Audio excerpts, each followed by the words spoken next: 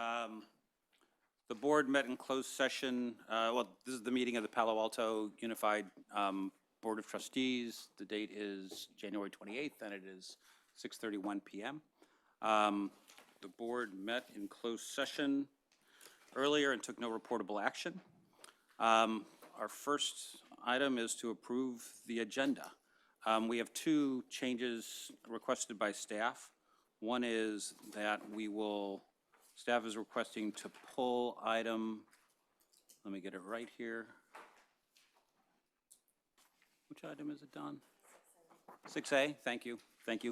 Pull item 6A, which will come back at a future meeting. And then we'd like to move item 6C, which is the Bond Oversight Committee, up ahead of 6B, basically to accommodate the presenter.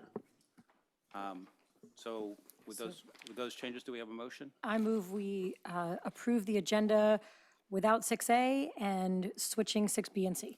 Second. All right, any further discussion? Student board members? Aye. Aye. Board members? Aye. Aye. Okay, so that's our agenda for this evening. Moving along, we are now to reports, and the first up is the superintendent report. Dr. Ross. You ready? I'm ready. All right, first I'd just like to acknowledge a little change in the order of our meeting agenda now. So, and the purpose for it, we wanted to make sure that we had an opportunity to immediately address items pulled or needing additional comments from consent as close to where consent was sitting as possible, because it was common for us to have people who attend just for a consent item. It would potentially get pulled and then fall after reports, and there were times where people would have to sit for a couple hours to see what happened with that item. So the more streamlined approach is to start with with my report and the student board members, and then to still maintain some consistency with open forum and what time people should expect to be able to speak to open forum. We'll go immediately into open forum and then go consent action and so forth. So I just wanted to point that out real quick. Couple things real quick. I was able to meet with our superintendent's student advisory group yesterday. So that's made up of students from Gunn and Pally. Yesterday's meeting was at Gunn, but both schools attend at the same time. The next one will be at Pally. And just what a great opportunity it is to get to hear directly from students. There's nobody else in the room, just me and the students. And we talk about a variety of issues.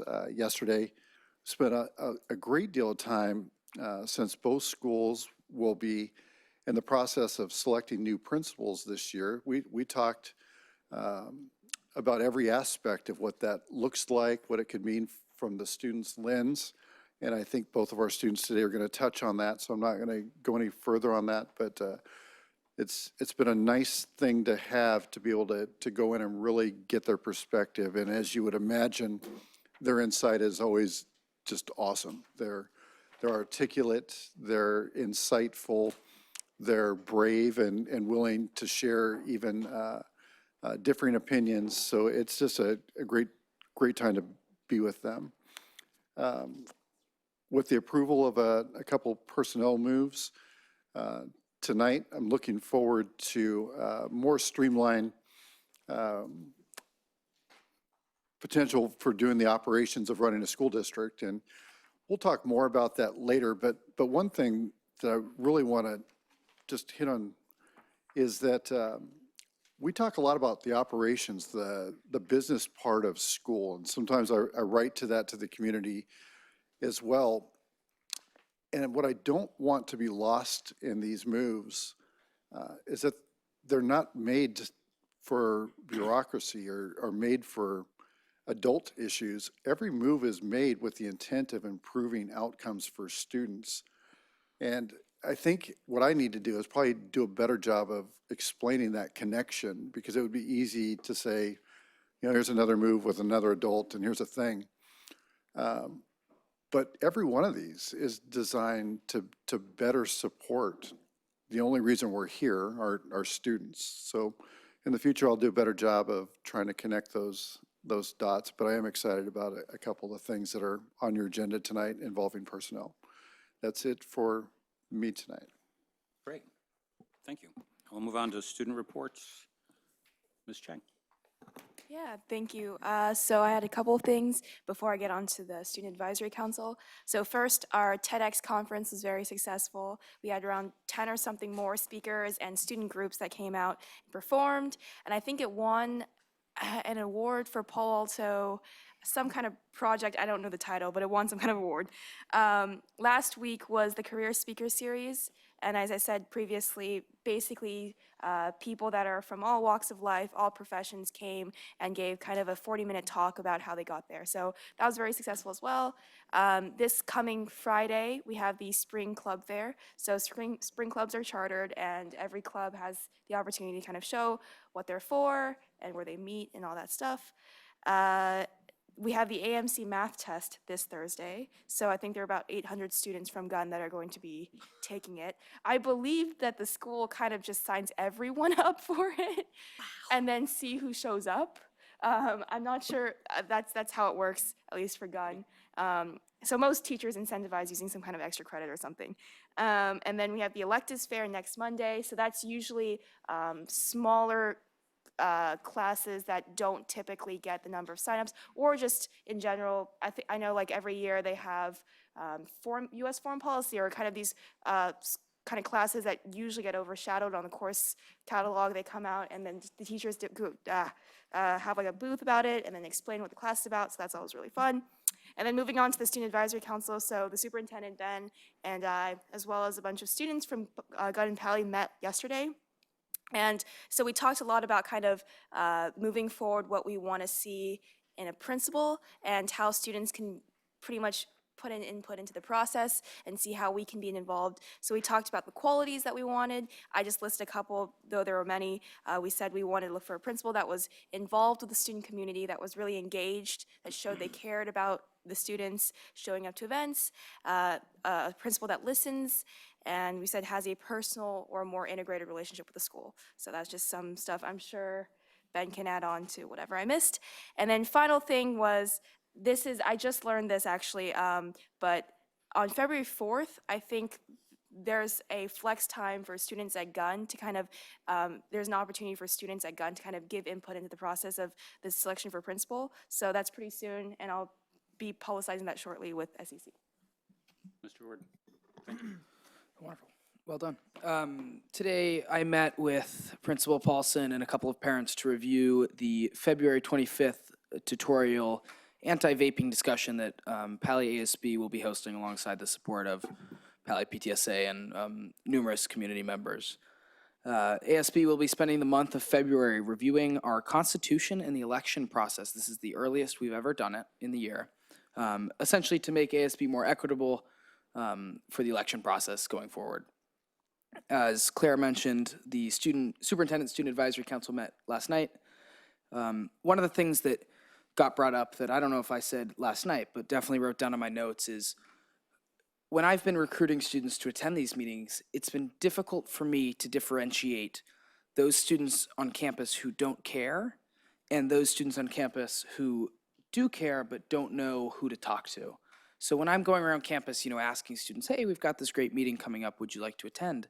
It's so difficult for me to choose the right students because, walking up to a student eating lunch with their friends is, first of all, difficult, and it's hard to gauge whether, their reaction. So especially for the next meeting, I'm looking into ways, and I'll approach ASB with this, about how we can get maybe a survey or something out there so that each student has the equal opportunity to kind of express their interests. And so it's not just on me to walk around campus and find those, use my best judgment to see who cares.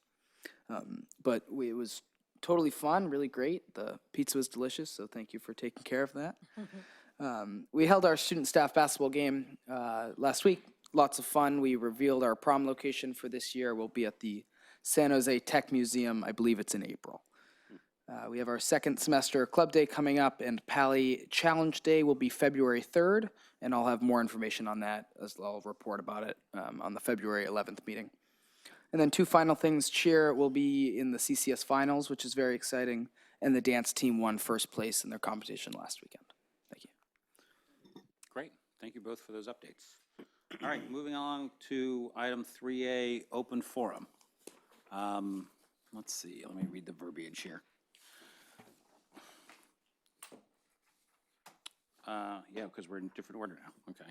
Anyone wishing to address the board on non-agendized items may do so at this time, and we also encourage you, if you wish, to send written comments to us at board@pausd.org. It looks like we have 2 speakers. Are we still at 2?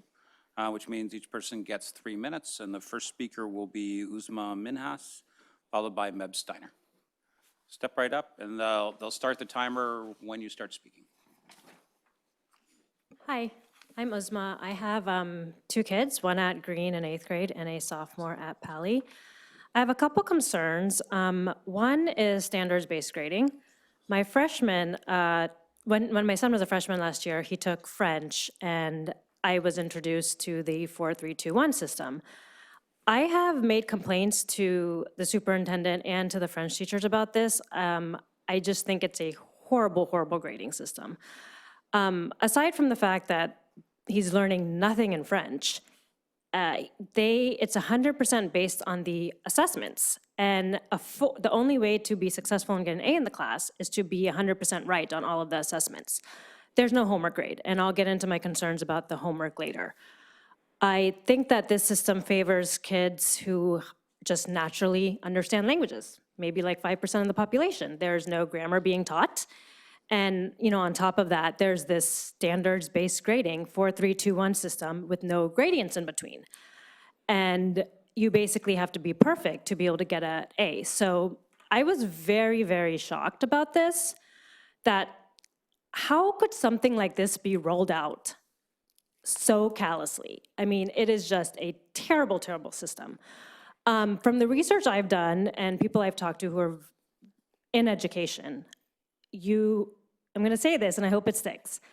You cannot do standards-based grading and convert it into a letter grade. That is just not standards-based grading. I'll say it again. You cannot have standards-based grading and convert it into a letter grade. Yet that is exactly what is happening. So basically for 2 years, I've been writing to the principal, I did the Let's Talk, and nothing has happened. And I'm certainly not the only one who feels this way.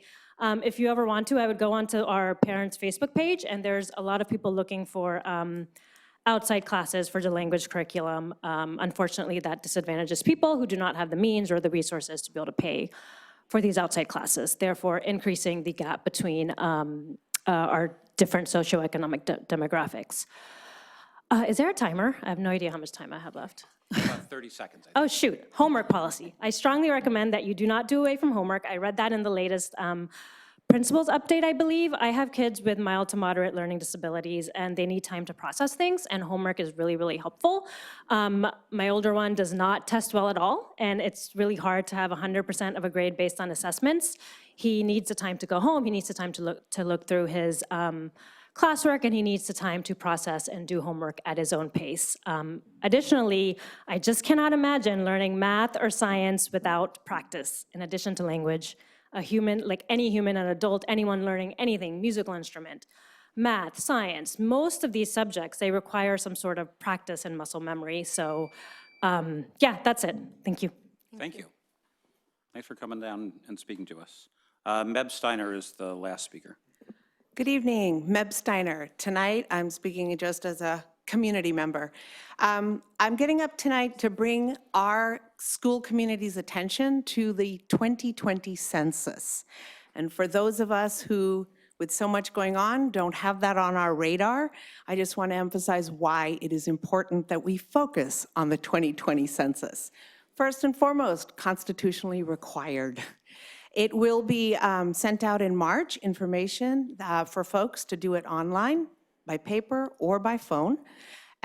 You count everyone, regardless of age, immigration status, criminal history, citizenship, gender, does not matter. Every person who lives in the United States needs to be counted. Why am I speaking at a school board meeting? Because the numbers that are collected have an impact not only on political representation, but most importantly on funding for communities, funding for schools, parks, transportation, housing, roads, hospitals. So if you want any of those things in your community, we need to make sure we count everyone. I also want to bring it to our school community's attention because I really want us to, as an education institution, to educate people about the census, the importance of the census, and also to prevent the spread of misinformation and disinformation. The data is kept private. There are very severe penalties for sharing it. It is turned into statistics, which is used to make all sorts of decisions, including business decisions. And I am a little concerned that any of our families who might be mixed status, whether they be student families or employee families, will feel hesitant to fill it out. So I would urge us as a school community to reach out and support everyone in our community to make sure that we include everyone. And I hope our student body folks here will also lead the way. Often it is the kids who kind of remind the parents. But I just want to put this on our radar. I want us to kind of keep talking about it until it is actually done in April. And I really, really want to make sure that we count everyone. California historically is more undercounted than the national average, usually about 8%. The national average is 5%. What not counting somebody means is about $1,000 per year for 10 years. And the most undercounted age group is the under age 5, which of course would have huge impacts on a school. If we forget to count those kids for the next 10 years, their numbers won't be a part of the numbers our demographers use and that we use to make decisions. So I hope I can count on our entire community's support. Thank you. Thank you. I did just want to briefly comment, hopefully within the bounds of the Brown Act, that I too am, the census is a once-a-decade event that has huge implications for everyone in the country. But as Ms. Steiner said, not just for political boundaries and congressional districts, but huge implications for funding of social programs at the federal level. And I spent the weekend actually with a child advocate who's working full-time on census count for the under 5 population, which, as Ms. Steiner said, is by far the most undercounted population, in part because families don't know to include them. The baby that you just had, or the family that's couch surfing and staying at your house or in your garage, you count them. So everybody's got to be counted, and I hope that we'll be able to participate in getting a complete count. Yes. Okay. Thank you for indulging me. Moving on to consent calendar. These items are considered routine and will be approved in one action without discussion. If a member wishes, or if the member of the public wishes to comment on any consent item, or if a board member would like to pull an item, we'll consider it later under action items. Would anybody like to pull any items? I would like to pull G and I. Item G, Board Policy 6153, school-sponsored trip. And I, you said? And I. 6161, selection and evaluation of instruction materials? Yeah. Okay. If there are no others, then is there a motion? So moved. Second. Okay. Student board members? Aye. Aye. Board members? Aye. Aye. Okay, so let's go on testing out Dr. Austin's new approach. We will immediately go to item 3G, Board Policy 6153. Do you want to? 4G, thank you. It's like cellular connectivity. Item 4G, Yeah. Ms. Bacon-Caswell. Can you hear me, or do I need to pull this closer? A little closer. Okay. We had discussed briefly at the last meeting, finding a way to report out on what trips were approved. And I have a suggestion that I shared with the superintendent earlier today. That suggestion is that the superintendent provides a report once a quarter, just with a list of what trips were approved. And that way we have some oversight, which is our job. And that shouldn't be overly demanding for staff. Anybody have any feelings about that one way or the other? Actually, why don't we, oh, please go ahead. Oh, I guess I just want some clarification. If we're not voting on it, what? No, not on this. We're not voting on the trips. I'm wondering what is it just to elevate it to the community? Is it? It's to provide transparency to the community, but also so that we're well aware of what trips are happening. If something was to happen and we didn't know that a trip was going on, that doesn't bode really well. And just to have some oversight and make sure that we have equitable practices on trips, which trips are If I approved. might, I mean, we don't have such a report today. I'm trying to figure out if we're actually solving a problem, because there are lots of overnight trips in the district. They don't come to us for approval. We don't know about them. Yeah, I know that. So the question is, but I've never heard a problem related to it. So the question is, do we think there's a problem here that we're solving, or we're anticipating a problem and trying to prevent it? Well, so I have had actually a lot of comments about inequities between schools where,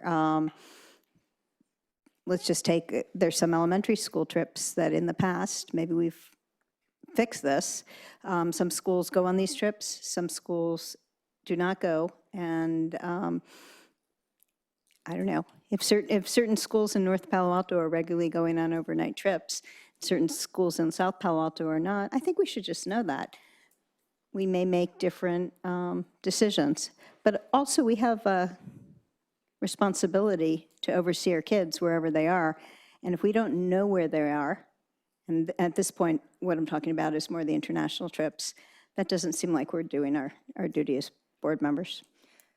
So I guess my confusion is you said we might make different decisions if we know it, but we're not making the decision. No, I'm sorry, the district might make different decisions if they knew that they were looking at it as a macro, and it was looked at by the community as a macro. Yeah, I'm struggling a little bit to see the benefit as against the cost. I mean, I know that putting together a report is probably a fairly minor item, but it probably takes a staff member a few hours to compile something like that. Right, right? If it's a report, it's got to be right. It's got to be correct, and so it's.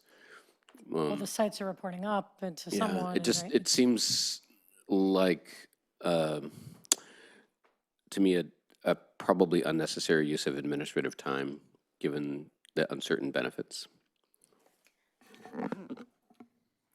Well, first of all, I hope we are keeping track. I mean, part of what we are talking about approving is the superintendent or their designee would be approving this, which means someone in the district office is keeping track of this. Are we saying we don't expect that that's happening? Because that is what's on the policy that you're asking us to approve. The board policy committee has suggested we approve.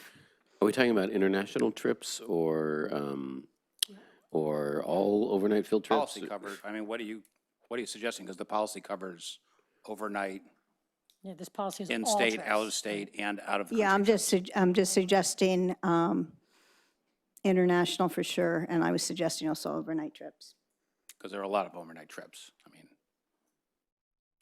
But if they're going to be approved at the district office by the superintendent or their designee, someone's keeping track of this. so Well, I mean, let's just be clear, the superintendent could designate a site principal to make a decision about an overnight trip. So it doesn't, I don't believe the policy says that the designee has to be has to be located at the district office. I'm looking at Dr. Austin to see if that's his understanding. Yeah, I can think of scenarios where that would be true. I'm thinking specifically high school athletic things, somebody qualifies for something and they go. So it could be delegated. I would be open to talking about when we're talking about groups of students going, not one kid qualifies for something. But if we take a class, the German class to Germany, I hope someone in the district office is aware of that. So in the interest of moving things forward, the item that's on the agenda is the board policy. Are you proposing, if you want to motion an amendment to the board policy, then that's something we can vote on? Yeah, I'd like to make a motion, an amendment to the board policy that there is a quarterly report of trips that have been approved, brought to the board. All right, is there a second? Reported to the board, I'm sorry, not for our action, but for a report. Okay, is there a second? I think this is kind of the problem of writing policy from the dais, right? That I don't know. We need to find out if there's a Oh, second if there's a before we second. discuss. I'll second it so we can discuss it. Second. Thank you. I'm not sure what that's going to look like. How is that going to be written up? Does it just say it's a report? Does it include all overnight trips, academic-based and sports-based? And I feel like if it's something we're going to consider, then I feel like someone should write that up and propose that, and we should vote on that, rather than this sort of idea of. So it's not agendized for us to talk to this, but I think that that's a reasonable request. I mean, we have been over time getting field trips to approve. We So, won't even, without asking for something, we won't even know that they were approved. So if the issues are, for example, equity and safety, then that, I think, is something that staff can figure out in the AR, put some language in there. I mean, I'm sure staff already considers equity of field trips and the safety, but that could be something that goes in the AR so staff knows to consider those things when organizing field trips, because it again seems sort of below the level of what we would look at and be able to do anything about. Yeah, I guess the transparency aspect of it, I don't know how you'd put that into, unless there's some sort of report out, there's no transparency. so we have a motion on the table to amend the BP to reflect this quarterly reporting, and we have a second. Should we have a vote on that? Any further discussion?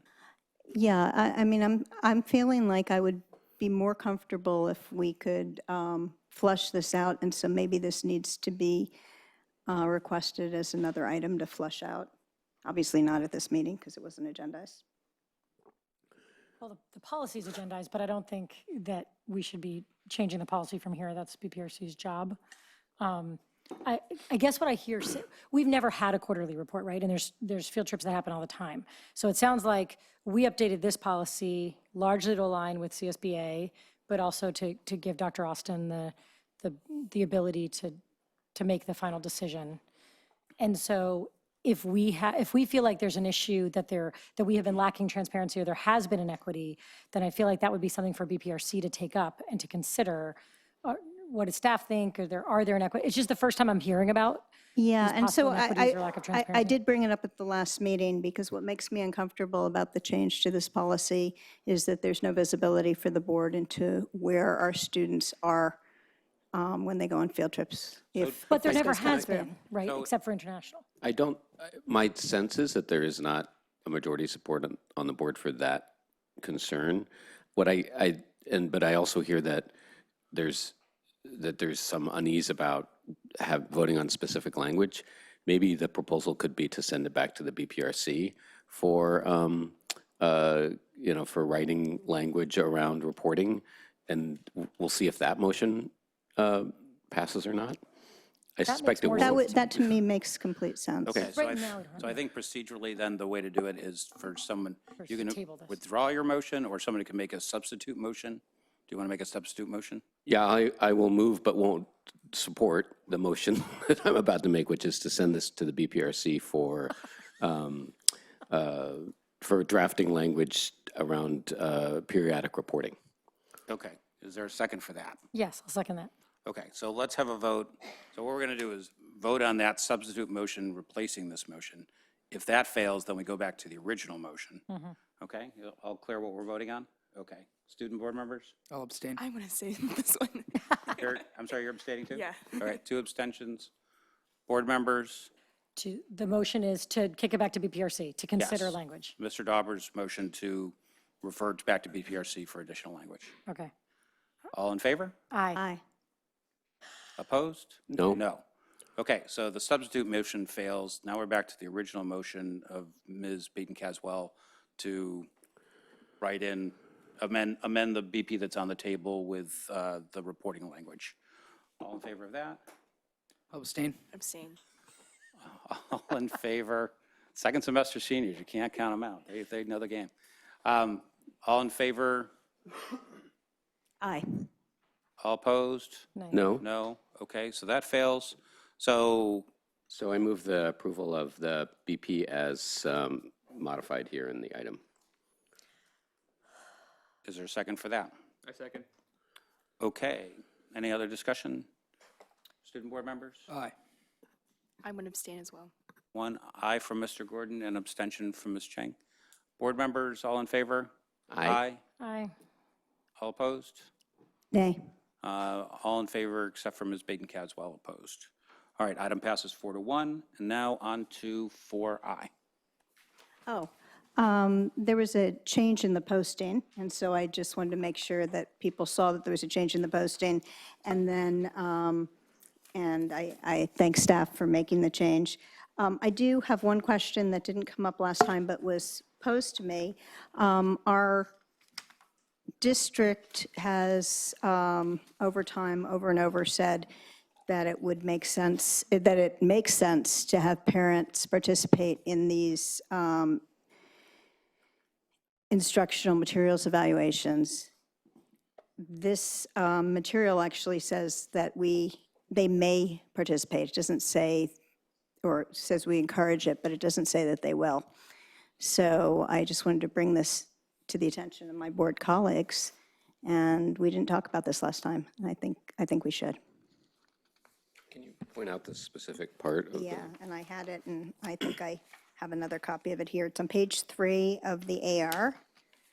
And it says, in the middle of the page, under Instructional Materials Evaluation Committee, it says the superintendent or designee may establish an Instructional Materials Evaluation Committee to evaluate and recommend instructional materials for board approval.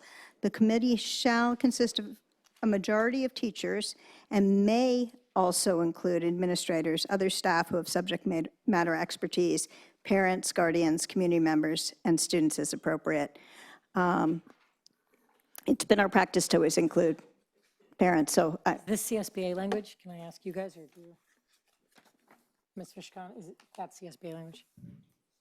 Gee, just for the audience, the general counsel indicated that yes, it is CSBA language.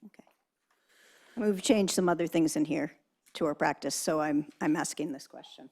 So I will point out that the item is actually, for approval is actually the board policy, which is 6161.1, the BP. The AR is included, I guess, just for information purposes. Is that right? Yeah. So we're not actually approving the AR. We don't approve ARs.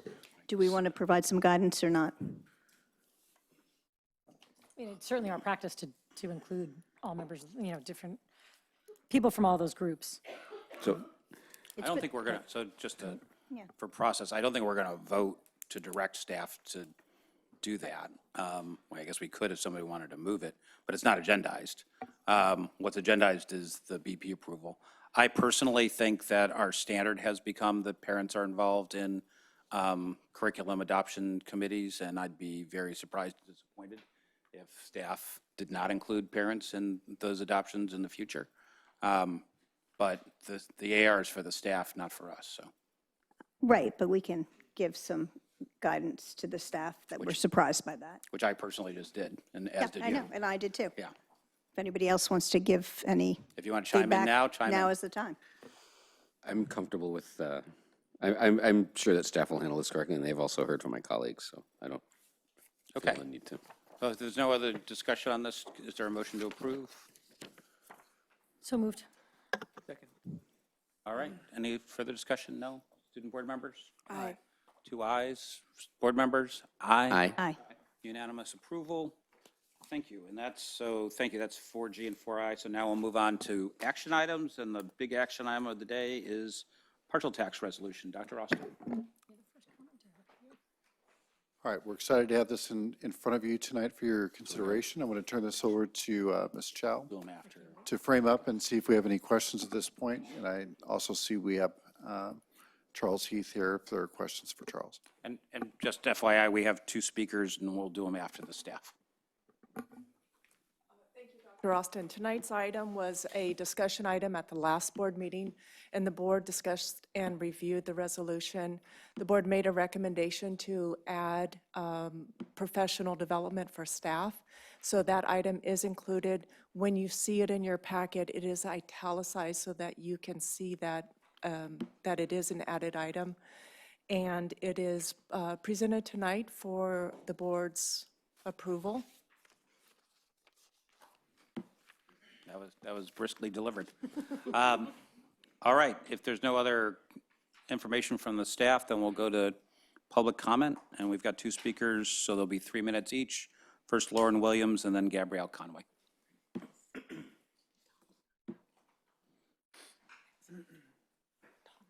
And again, the timer will start when you start talking. Thanks. I hope to be under 3 minutes. My name is Lauren Williams, and I'm here tonight to speak in support of putting an increased parcel tax to the Palo Alto voters in May. I'm a parent of 2 Palo Alto Unified School District elementary school students, a Palo Alto homeowner, and an active member of the Addison Elementary School community, including serving as the current PTA president. I'm also a member of the Support Palo Alto Schools 2020 campaign leadership team.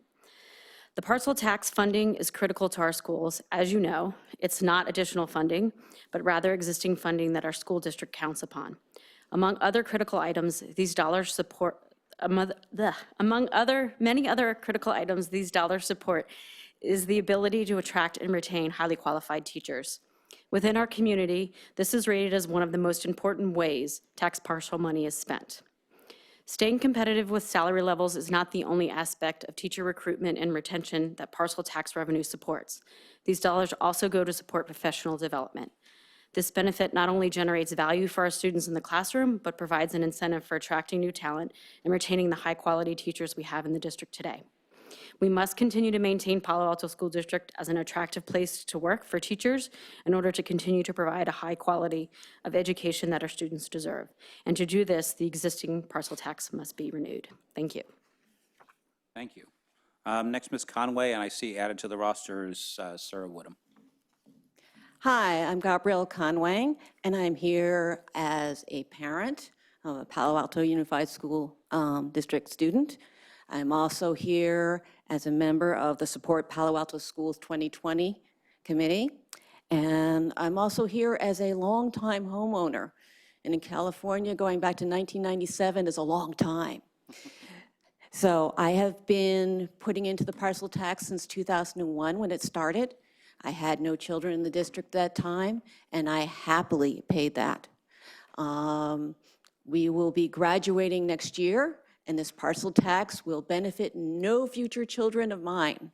This is our last one, and I will happily and proudly put in for this parcel tax from now until whenever it is. We are permanent Palo Alto residents, and we permanently and my family support education. So please get this parcel tax in place. People here, I'm sure, have coached soccer, or they have led Girl Scout troops or Boy Scout troops, or anything where you're trying to work with a student and share knowledge with them. And you've also probably been in the classrooms. There is a magic number that it works, and then all of a sudden, you can't control the kids, you don't quite get your message through, or you feel bad for someone missing out. So I was lucky enough to have 17 in my classroom, 1 teacher, 17 students. That was very effective. The teachers knew, in the back of their head, they knew exactly what I was doing, and they made sure my parents knew what needed to be done. So class size matters, and that's what this parcel tax is a part of, a big part of. So please, let's keep the parcel tax in place. Let us help out our students, and then let's employ our students who have gotten magic words from our teachers. So thank you for doing this, and thank you. Thank you. All right, and last, Sarah Woodham.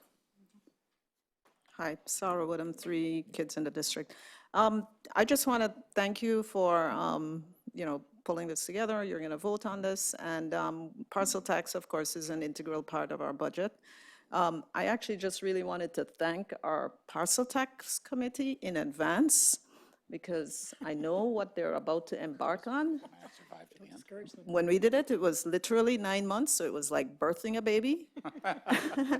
And, fortunately, after you get through it, you forget a little bit what that was like. But we have a great team of volunteers in place who have stepped up to the task. I know they're going to do great, and I've seen a little bit of like what they're starting to do, and happy to support. I encourage everyone to support the parcel tax. Like I said, it's integral, and these guys will need the support, and I'm just really confident in the job they're going to do, and I'm happy that they've taken it on. Thanks. Thank you. All right, so board member discussion. I guess we can go around on this. Mr. Dauber, you're up first. I don't have any questions. A couple of comments. I do want to thank the members of the Parcel Tax Committee. Running an election campaign is exciting and it's challenging. It's an opportunity to have a conversation with the community. So thank you for stepping up to that. This is a critical effort, as you all know. So I'm really pleased to see the enthusiasm and competence that we're bringing to bear on this. And I think that for folks who are critical of the parcel tax, I think one of the speakers made the point that it sounds abstract, it sounds $48, 5 years and so forth. It really is about students and student education. So if you're talking to someone who's skeptical about the parcel tax or listening to someone who's critical, I think the appropriate question to ask is, well, which students do you want to see in larger classes? Which programs do you want to see cut?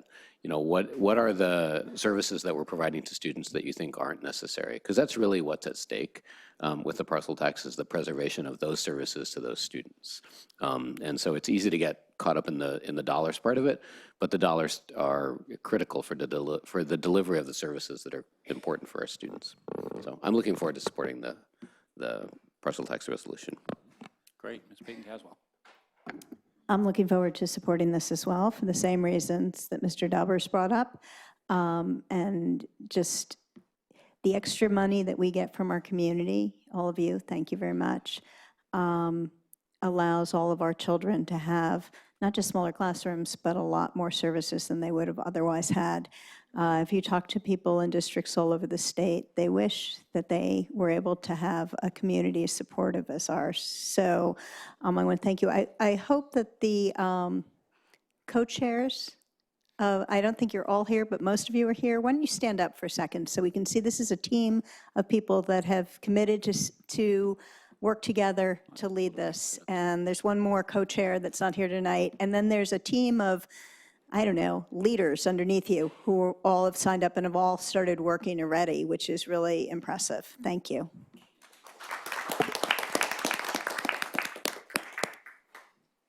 I'll echo what my colleagues have said, and just thank you to the leadership team in the community who's taking this on. I look forward to supporting the parcel tax as well, for all the reasons that you've eloquently stated and my colleagues have as well. Ditto. Thank you to the leadership team and to the last leadership team who's helping mentor and coach the new leadership team, and to the community for supporting us in all the ways that you do. I'm really looking forward to supporting this. And that's it. I mean, I think it's important to do it in the May. I know there's been talk still about when we should be having the election, and I think having it in May will allow us to have a conversation about the parcel tax and not like, hey, there's this other thing going on too. It'll stand alone, and we'll be able to talk about all the reasons why it's important to support and our kids benefit. So I'm looking forward to supporting it. Great. Mr. Gordon. As well, I wanted to say thank you to the Parcel Tax Committee and the community members who have supported me over the last 12 years through the parcel taxes. And I echo, as everybody has said, I will support the parcel tax going forward, and I ask the community to do so for the next generation of our students. Great. Ms. Chang. Everyone's pretty much said what I have to say, but yeah, thank you again for stepping out and doing the work that you do. Yeah, I don't really have anything else. All All right, on the heels of all those eloquent comments, I will move that we recommend that the board approve the resolution and approve the ballot language for the partial tax to be placed on the May 5th, 2020 ballot. Is there a second? I second. All right, any further discussion? Student board members? Aye. Aye. Board members? Aye. All right, passes unanimously. Great, thank you. Go team. All right, moving on to staff reports. As we said, we're going to do item 6C, Bond Citizens Oversight Committee. Dr. Austin. I'll turn this over to Ms. Chow for introductions. So tonight's item is the Bond Oversights Report. And to introduce the team is Tom Hodges from FS3 Hodges. Thank you. Hello again. So standing in for Bob tonight, so his last week of IR. Every year, we usually bring two reports to you. One's the audit report, which I think you saw in December, and then we always have the Citizens Oversight Committee's annual report to the community. We bring it as an information item. So tonight we have our chair, Daniel Chow, who's going to come up and have a few words and present the report, and then also Pranav Veda, right? So we'll welcome them, and I'll be around if there's any questions about the report itself. Daniel? Thank you, Tom. Mr. Chairman, ladies and gentlemen, members of the board, thank you for your accommodation in moving up this agenda item. I'm Daniel Teo, the current chairman of the Citizens Oversight Committee, and I'm here together this evening with Vice Chair Pranav Veda. And on behalf of our colleagues on the committee and with the help of the professional accounting firm of Christie White Associates, I'm pleased to report that to the best of our knowledge, the disbursements of funds in the school year 2018 to 2019 under the district's strong school bonds have been consistent with the uses identified in the Palo Alto School Modernization Expansion Bond of 2008, or Measure A. And in so doing, we believe that the district has fulfilled its responsibilities under Proposition 39 and Article 13A, Section 1, Bracket B, Bracket 3 of the California State Constitution, the section that governs the administration of school bonds like these. The full report of the committee has been submitted to you last year in December, and we hope that you've had a chance to preview it. And if there are any questions, Pranav and myself are here to answer your questions. Now, the committee has not delivered a similar report on activities under the 2018-2019 new school bond program, or Measure Z, simply because there's been no funding or disbursement as yet. This will be my 6th and final year on the committee, as I will be termed out at the end of the school year. But over this period, I've been privileged to witness the positive transformation of the school infrastructure in our district and the construction of some of the best school facilities in this part of the world. Thanks largely to the leadership of the board and the faithful stewardship of a very professional team comprising Bob Golton, Ron Smith, and others from the district office, in partnership with Tom Hodges and his colleagues from FS3 Hodges. I believe that going forward, the school bond program is in good hands, and I have every confidence that we'll continue to see improvements in our infrastructure. Thank you. Great. Thank you. All right, thank you. There's no cards on this, so we'll go straight to board member comments and questions. First up, Ms. Payton-Caswell. I don't have any questions, but I do want to thank you for your service on this committee. I'm just wondering across the country how often school districts have people that give their time to something like this consistently over this many years. So thank you very much. And thank you also to our co-chair who's here, because it takes a lot of different people, not just in numbers, but also in different skill sets. And we're lucky to have that in this community. I have to thank our community for continuing to support our paying for the bond. The beautiful buildings make everyone feel good about that payment. So thank you for overseeing it and making sure that we're doing a good job. Tom, thank you for, gosh, you've overseen a long time. How many years have you been working with us? Yeah, so thank you. Thank you for your service and your effort and time that you've put in over the years for this. Thank you. Same, I have no questions, but thank you for all your work. Thank you for building the buildings, designing the buildings, and thank you, committee, for all the work you do to make sure that we just are using the dollars wisely, and we can show that, thank you. No, I appreciate it too. It's critically important to the community's willingness to support these bond measures that they get assurance that the money is being spent responsibly and well. So you really are playing a vital role in the ability of the district to continue to maintain its infrastructure. So thank you. Great. Ms. Chang? Anything? Sure. So this is my last year at Gunn, and there was this construction of the new P building since basically sophomore year. And while it was constructing, everyone's complaining, there's no space for the hallways, and everyone's like, I have to squeeze. But I can truly say that I think the new building has, it's opened up the campus a lot, and the new quad is really nice where a lot of people gather. So overall, yeah, I think the buildings really do impact the school climate. So thank you. Absolutely. Similarly, Pally's made a bunch of changes over the years, and I've been more than happy on campus, so thank you for your work. So I'll just conclude because, I think as most people know, I served on this committee and had been involved with the bond program since 2009. And, Ms. Bacon-Caswell remembers, maybe some of the others remember, this place was a dump back in the early 2000s. It really was. I remember talking to Superintendent Skelly about the 2008 bond, and he put it very succinctly. He said, I don't know how we can retain teachers here and attract new teachers. They think we're at a first-rate district, and then they come and see the buildings, and they're wondering, what in the world am I getting into? Because the place was a dump. And so when we'd underinvested in our facilities. We'd shrank for a long time, and then had been reticent about asking we had done a smallish bond measure focused on seismic retrofits and kind of necessary renovation in 1996. And, the community was hesitant to take on another bond. I think the board and the district were uncertain whether the first bond hadn't gone that well. There'd been some issues with administration of it. And so I think the board and the leadership were hesitant to say, we don't know if the community is going to support this. And I think now, 10 years after that 2008 bond, now 12 years, I guess, it is, I feel strongly, and I think a lot of people feel that this is one of the real pride points of our district.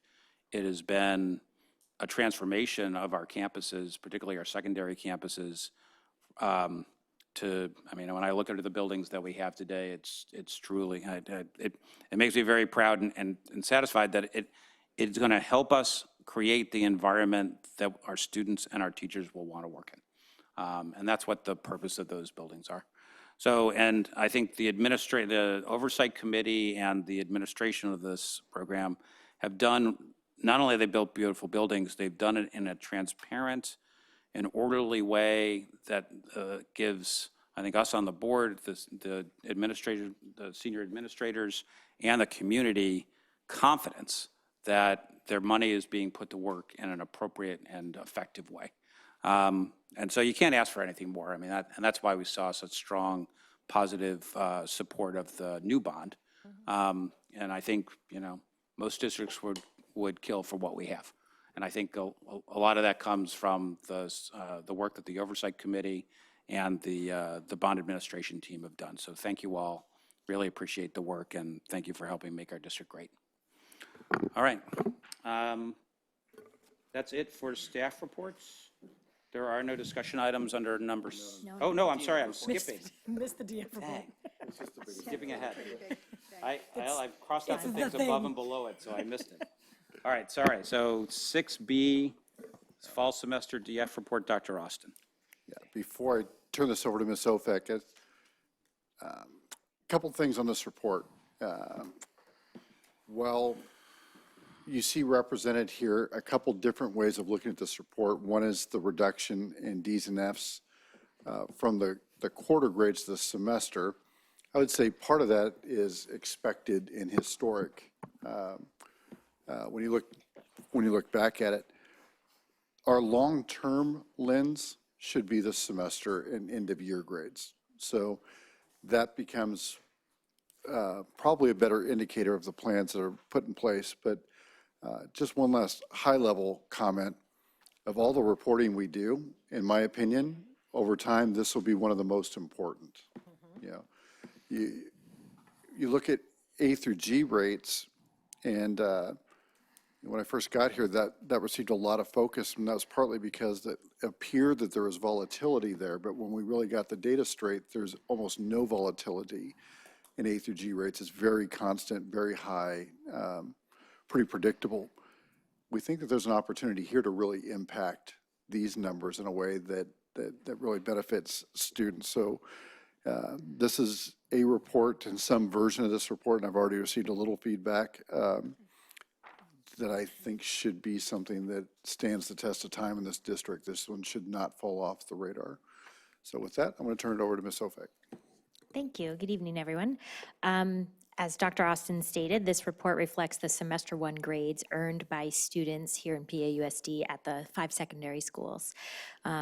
We'll share some, Ms. Conaway and I are going to share some high-level key takeaways and some of the proposed actions for further exploration as we continue in diving in and looking at this data and the impact that we can have on student learning.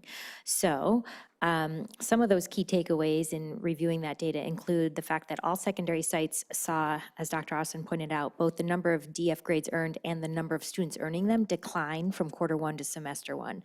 That is some information that we expected to see.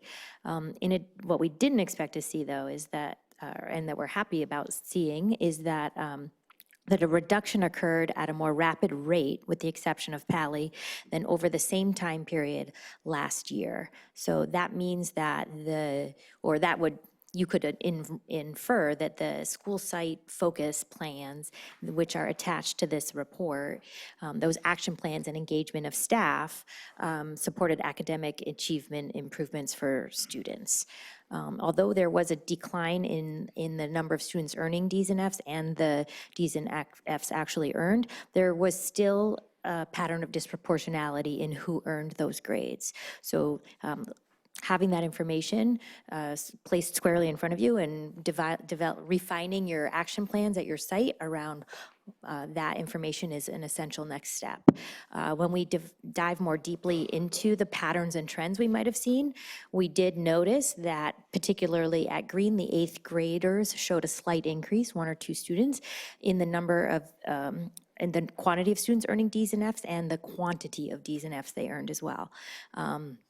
And again, at Pali, the number of Hispanic students earning D and F grades in math, science, and history, social science was higher at the end of semester 1 this year than in the previous 2 years. So that's an area to dive more deeply in at that particular site. Every school is planning to and you can see this in the attachments, but every school has a plan, and every school will continue to revise those plans as we go through the rest of the year as well. And it is with this information and these observations in mind that Ms. Conaway is going to share some potential activities that we can also further explore. Thank you, Ms. Ofek. Some of the potential areas that we're going to have to spend some time looking Hang on at just are... 1 second. Is her mic on? It says it's on. And is it? Okay. All right. There we go. Oh, there you go.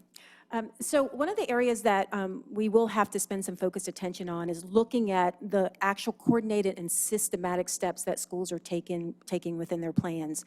As you can see by some of the reports that you did see from the sites, they are really spending really concrete time looking at individual students and providing some supports for those students.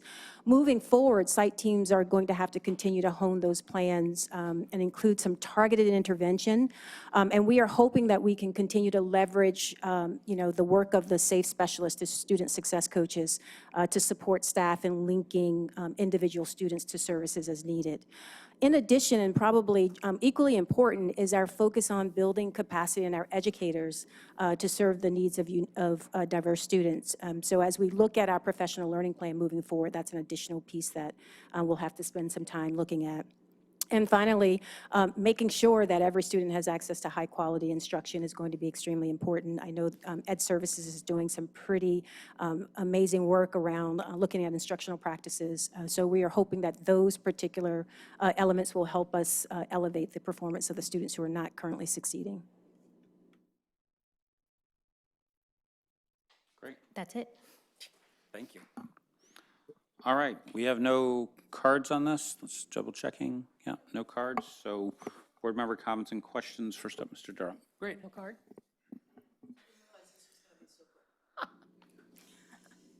Well, do you just want to? Why don't you come and speak and put the card in after? Yeah. My colleagues will Come on up to the preside. mic. This is good. I can take the rest of the night off. Sorry.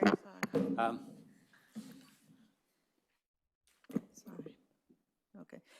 Sorry, I'm really briefly. I think sort of peeling away at the layer of the onion, this is a good thing overall, and I just, sorry, didn't have a chance to look at this before. But looking at like the high school report, I mean, I'm just wondering if, as we peel away at the onion layers, English, you know, I mean, we talk about A to G, and for people who miss A to G requirements by one course, overwhelmingly, it's English. And I'm just wondering, like, if the next layer that we could maybe peel away at could be like what's happening in English in terms of DNFs, because that's the thing that actually really gets in the way of kids meeting their A to G requirement. That's it. Thanks. Super, thank you. Okay, now Mr. Durham. Thank you. Thank you for the report. I don't have any questions, but I have a couple of comments. Other than the initial data that we have here, which is overall positive, but beyond the data itself, there were a few things about the analysis that I really appreciated and I want to sort of highlight because I hope it's a practice that we're going to continue having going forward. The first is, I think in the past we haven't done necessarily always a good job or a great job of doing internal constant evaluations of our practices, especially the practices we have that are targeted to achieving something or increasing achievement in students. And what I liked about this report was that there is a deep sort of discussion about best practices and how to achieve them, and not just what the data means, but what it doesn't show and what we would like to look at in the future and what staff is going to look at. That's the type of evaluation attitude that I think is very helpful in digging deeper and actually identifying what we need to do next. The second was, targeted supports in the areas that need support. You identified in here the safe coaches, for example. Those are examples that I think are very helpful. Once we've identified, what areas need targeted support, actually figuring out what we're going to do and doing it. The third is the deeper analysis of data to identify areas for targeted growth, which we talked about a little bit just now. But again, here you do discuss areas like absenteeism and grades and the intersection and digging deeper there to actually see future areas for growth. For example, the English that Ms. Woodham pointed out, those are areas that I think sort of a self-awareness about looking deeper into the data is another thing I see in this report. And the third is that the approaches that resulted in the mostly positive results were started at the site level. And from the beginning, I think, Dr. Austin, you've talked a lot about putting that type of growth within the ambit of site administrators. So there's sort of tied to the growth and there is that level of responsibility, there's skin in the game. And that's really great to see because clearly it has shown results. So that's all I have. Thank you. Thank you. Thank you for this report. I really enjoyed looking through it because as I looked through the first few pages, I said, I wonder if we sliced it this way. And then I'd flip the page and I'd say, there it is, sliced that way. So that was really nice to see. I appreciate that you looked across years, across subjects, across schools. It really helped paint a picture of the district as a whole and where we're showing improvement and where we still have areas of growth. The results themselves, while disappointing, are not a surprise. As we know, right, probably any of us could have generally made up this report without knowing the exact numbers. So that's not a surprise, but obviously we know what we're working towards. The big difference I see in this report from my first year on the board was we got the DF report in January. And I said, so what are the school sites doing with those kids who are on the DF list? And I'm sure there were things they were doing, but there was no cohesive response. So to look through each of these sites and see that every teacher, every specialist, every administrator is every success coach is part of this conversation and is providing wraparound supports in the ways that we have identified are needed. Obviously, there's still more work to do, but I really appreciate seeing the progress, and I appreciate seeing it over the years. And we'll keep looking at it. And as you identify things that are successful, I expect we'll hear back from them, because if we need to put more dollars to it, or we'll do it, because this is one of the big things that really holds kids back from either graduating or graduating A to G or just remaining engaged in school, right? It's not fun to show up when you know you're really struggling in one or more classes. So thank you. Thank you. I had one comment on the presentation of data, which is that I think that typically showing counts is less useful than showing percentages or deviation from expected based on, the representation of students and so forth.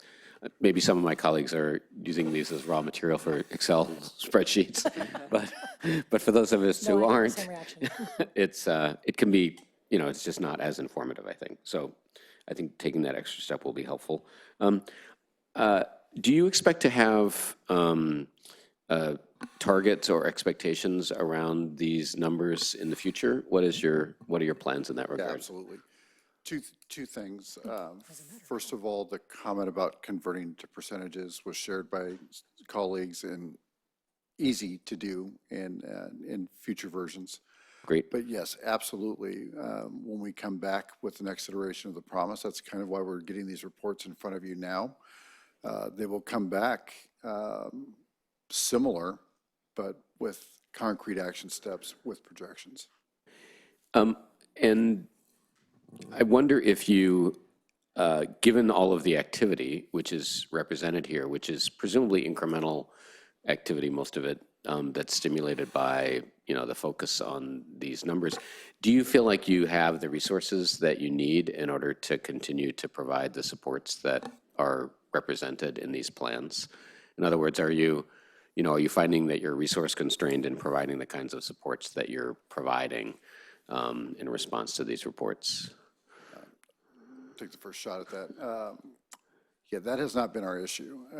I would say focused effort and concrete planning has been the issue. Mm-hmm. And, we're staffed well. So I don't see anything on the short term. Now, there are some things that we're doing that we think will have at least a secondary impact on these. And those are places we might invest differently in the future, but that's not our issue right now. Okay. I'm thinking obviously about the fact that we're in budgeting season, and so if there's interventions that we want to make to support this work, we're in a position to have that conversation. Great, thank you. Ms. Ofek, it was helpful at the beginning for you to summarize the way you did. Thank you. It's important for us to look at these reports. It's also important for us to have some sort of objective measure to lay it out against. But it's hard because the CASP test we only give in 11th grade and not that many students take it. So one thing we used to look at that might be worthwhile taking a look at again is, are these students who are showing up on the DNF list, what did their trajectory look like on the CASP tests earlier on in their career? And were there some kids that were having difficulty on the CASP tests, they were below proficient, but they don't make it on the DNF list? Have we done different things with different students? I know a long time ago we had a conversation where the person in charge of data said, when I look at the students that are below proficient in second grade, they're still below proficient when they graduate. So whatever that means for us at the time. At the time, I think that was, we were just starting to measure A through G results. And if we don't invest early, we're not going to be able to catch up later. So I just encourage us to think about that. What's the whole trajectory of the child? And are there some objective measurements, not just the measurements we put in? I always worry with DNFs that we could incent the DNF numbers to go up by encouraging people to grade differently. But with a more objective measure, we can't do that. So I just think we need to have both kinds of measurements that we look at. And just the other thing is, I do think it would be easier, because I was converting to percentages, but it's important that if we do go to percentages, we always put the N, so we know what we're working with. For sure. Great. Ms. Chang, I think? Yeah, Ms. Chang. Sure, yeah, I don't really have a lot of comments or questions. I think just one thing that I noticed, or I think this goes along the vibe that everyone else was saying, but there's very targeted steps towards improvement. And I think I was just reading through the gun one, and they talked about how essentially teachers would invite students to library during flex time to work on major assignments for students at DNF. So I think stuff like that where there's initiative taken on the teacher's side to reach out to the students, that's always helpful, because I think a lot of times those students kind of just, not necessarily that they don't have the capability, they kind of just give up or they don't want to. So yeah, that was something. Oh, I had a comment earlier. Yeah, I actually, when I was reading through the report, I had a similar thought of, is it, if there's a decrease in DNF, is it that we're grading different, or is it that there's actual change in learning? So I actually think the point that Ms. Caswell brought up is worth considering, of like, if there's some kind of objective metric that we can say the grading hasn't changed, it's just the improvements we've seen. But yeah. I wanted to start by saying thank you for the report. It's always nice to see that we're doing progress. I wanted to highlight one bullet point that's on the bottom of the first Pally page. It's talking about the usage of tutorial time. I wanted to express to the board and people in the audience that the Pally tutorial system is very interesting. You'll walk into a classroom with 45 students and one teacher and overwhelming chaos with a lot of noise and not many students working. And you'll also walk into classrooms with a couple students and a teacher doing their separate work. And it's difficult as a student, especially maybe one on the DNF list, to show up to, especially the math department has a lot of students in there, show up to your math teacher looking for help and wait in line for 30 to 35 minutes to get your one homework answer question answered. And as a student, it's difficult to know your options. If you're to walk in and to see all these people in there, with it's your teacher, I don't think students know that you can walk next door and maybe ask for help from a different teacher. But it's that idea that students don't know that. They don't understand that there's other teachers on campus to support them. So I would love to look into a way that we can kind of get that word out there, that it doesn't have to be your teacher. I've always kind of felt pressured to attend tutorial with one of my teachers. That's not always the case. So I think it's interesting to note that certain departments and certain teachers are overwhelmed during tutorial time and other teachers are not, and kind of the impacts that has on students who are struggling and also those who are achieving well. So that's just all I had to say. Great. I see Ms. Ovek writing that down. Thank you. As I said last time we saw this, this is one of my favorite new reports. The latest episode didn't diminish my enthusiasm. I think just to build on what Dr. Austin said, I think I said it at prior meetings, there's this saying, what gets measured gets managed. And in my experience, that is, usually true in human organizations. Just partly if there are consequences involved, but largely just because you're shining a spotlight on some particular metric or aspect of performance, and everybody knows that that's being measured now. And so I think this report, in addition to some other great things that it does, just lets the organization know the importance that we, the board members and the senior leadership and the whole organization, place on student success as measured in concrete grades for the quarter and the semester. I mean, it doesn't get any more granular than that in terms of our recorded student performance.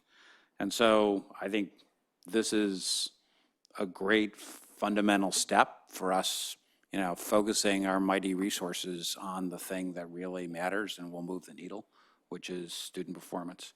And, to Dr. Austin's point, sometimes it's about resources, but it's always about leadership. I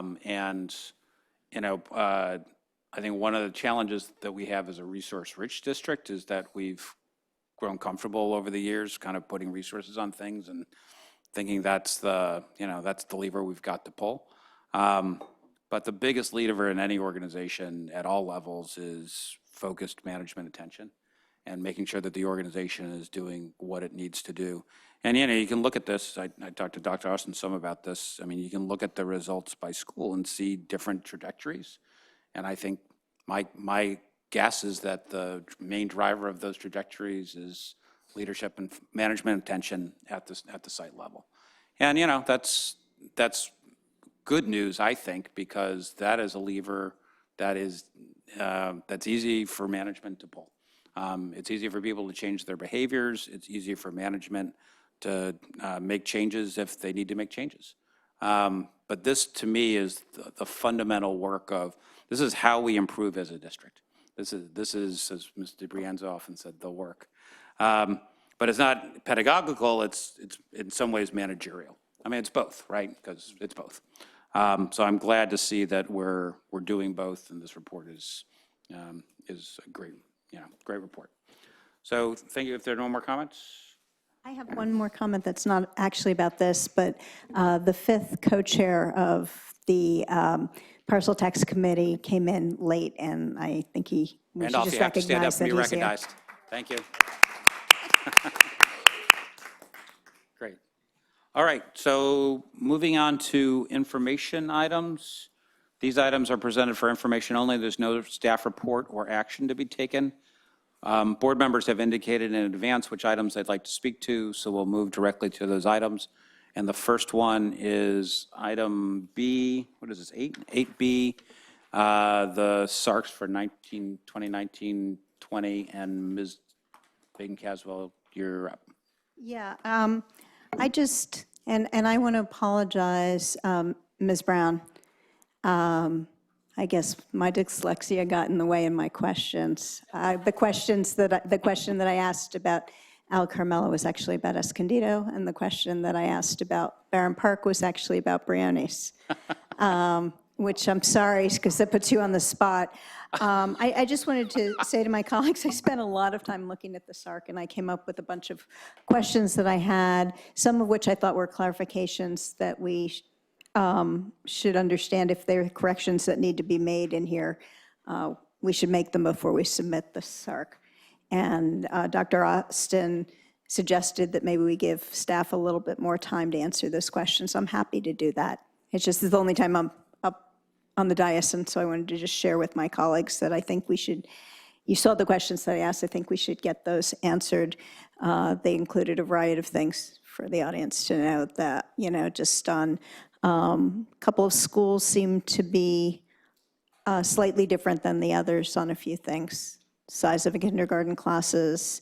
One school seemed to be having very low results for students with disabilities, but it might have to do with what the population of disabilities looks like at that school.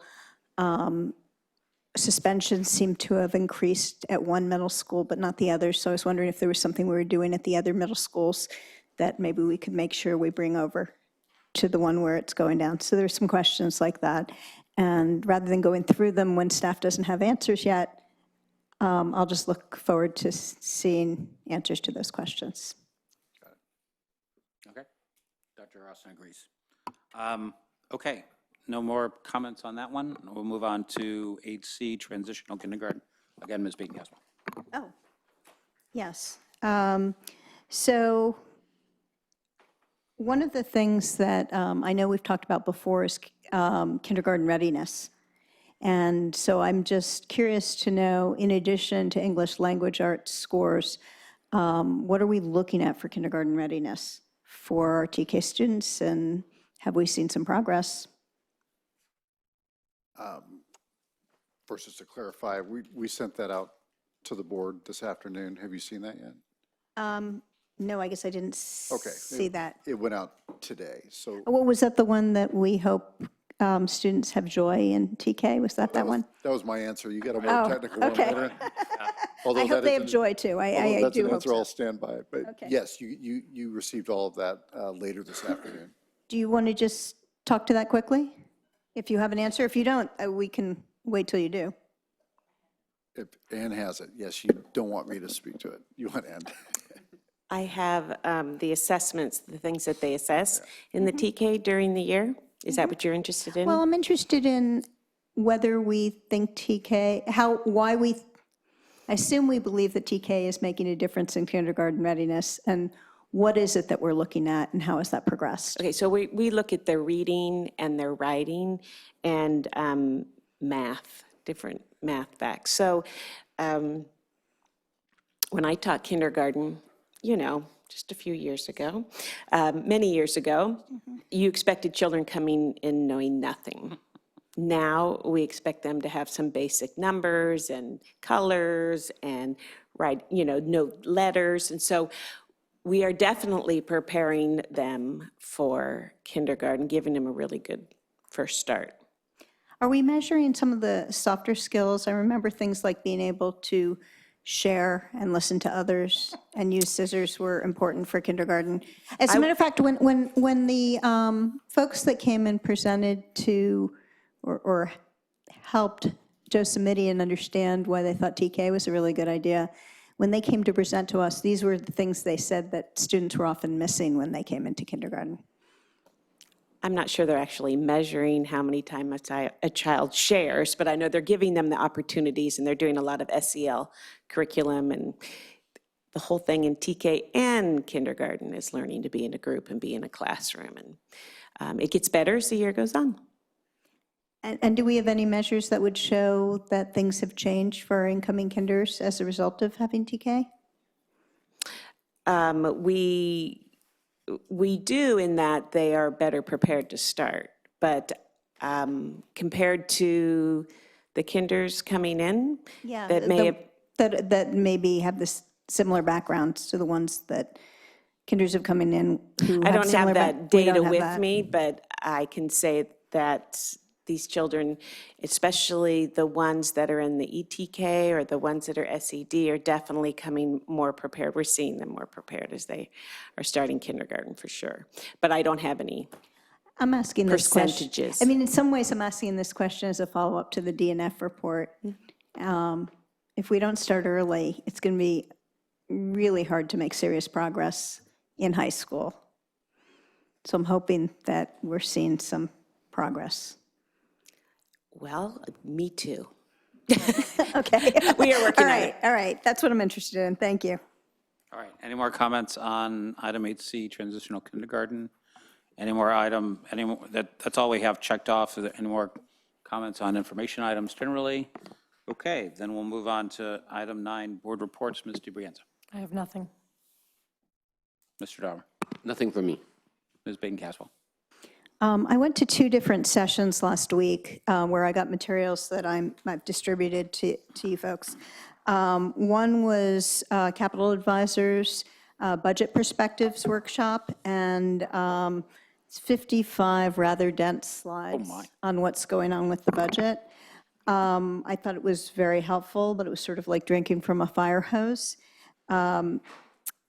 It certainly is worth it to go to some of these workshops because what's on the slide isn't the only thing they talk about. They use the slide, and Carolyn was with me. So, I'm sorry, Ms. Chow was with me. And I didn't actually realize she was there until the end. But I do think these are very valuable, and they're done locally on a regular basis.